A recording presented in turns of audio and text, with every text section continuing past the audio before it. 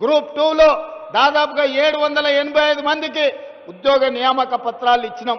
అదేవిధంగా పోలీస్ శాఖ కావచ్చు, వైద్య ఆరోగ్య శాఖ కావచ్చు, వివిధ శాఖలల్లో 61,000 ప్రభుత్వ ఉద్యోగాలు తలలు లెక్కగట్టి ఎల్పి స్టేడియంలో రాష్ట్ర ప్రభుత్వంలో ఉద్యోగ నియామకాలు చేపట్టిన చరిత్ర దేశంలోనే తెలంగాణ రాష్ట్రానికి దక్కింది.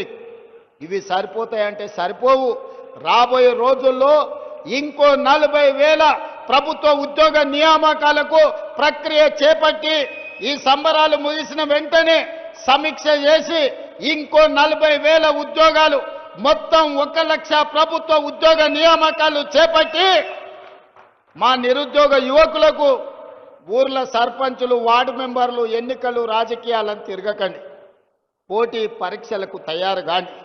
మీరు అధికారులు కావాలి, మీరు డాక్టర్లు, లాయర్లు, ఇంజనీర్లు కావాలి, మీరు ఐఏఎస్లు, ఐపీఎస్లు కావాలి, తెలంగాణ రాష్ట్ర పునర్నిర్మాణంలో భాగస్వాములు కావాలి.